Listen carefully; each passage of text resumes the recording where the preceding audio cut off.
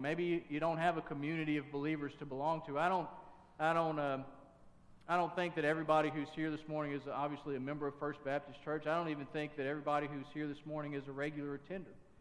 I bet there are some people here who don't have a church family to belong to. And my encouragement to you, if that's you, is just to take one step forward and find a community of believers to be attached to. It doesn't have to be here. You know, I talk to a lot of people and they say, I prefer a smaller church. And I say, that's great, then find a smaller church. Now, maybe you prefer a church where the pastor has hair. Or maybe you prefer a church that meets on Saturday nights. I don't know. Then find a church that fits what you're looking for, but find a community of believers that you can get attached to and attach yourself to them. Maybe that's you. Find a community of believers. Find a place where you can live in community with other people.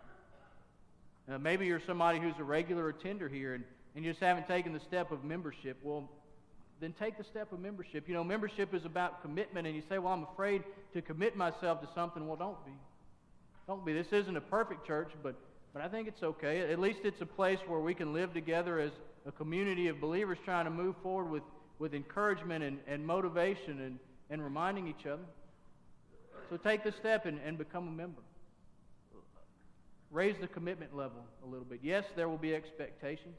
Yes, there will be requirements, but guess what? It's okay. It's a part of what being a part of a community of believers is about. Maybe you're here this morning and you're a church member or a regular attender, but this is the totality of your worship experience right here. You come on Sunday morning at 10:15, you stay for the worship hour, and then you go home. Start there and take a step forward. My encouragement to you is to find a small group Bible study to belong to. That primarily happens here on Sunday mornings at 9 o'clock. Adults, we've got somewhere around 21 adult Sunday school classes that meet here from 9 o'clock to 10 o'clock. About 21. Now, granted, some of those are ladies' classes, some of those are men's classes, some of them are couples, some of them have old people, some of them have young people, some of them have people in the middle, some of them don't want new members, some of them would love to have new members. Find a Sunday school class, find a small group Bible study, and get plugged in. Because this is okay, and you can be an encouragement to other people just by being here, and a lot of you are. Just by showing up, just by walking through the doors and sitting down, you encourage other people. But primarily the way that you're going to be able to be an encouragement, the way that you're going to be able to remind other people about God's faithfulness, the way that you're going to be able to motivate people to love and good works, it's going to happen in a small group setting where you can get to know some people and they can get to know you, where you can do life together. That's where that stuff's really going to happen. Here you can be encouraged, hopefully. You can be motivated, hopefully. You can be reminded, hopefully. But guess what? You're responsible for doing those things too. It's not just my job. My job is to equip you to do those things for each other. And so a small group Bible study is a great place to get plugged in and to get to know people and to let them get to know you. And maybe you're here and you're a church member. You don't just attend worship, but you come to Sunday school too, and that's great. If that's you, make a commitment to be intentional about fulfilling these responsibilities that you have.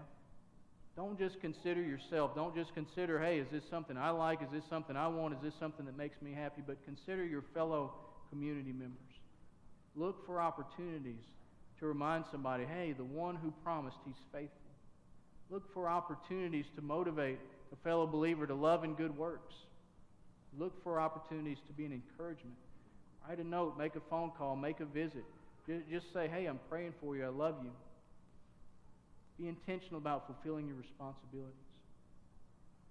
Being a community of believers is more than just about occupying the same space 1 hour a week. It is about living life together. It is about sharing the most important thing together, and that is a relationship with Jesus Christ. It's your responsibility. Take it seriously.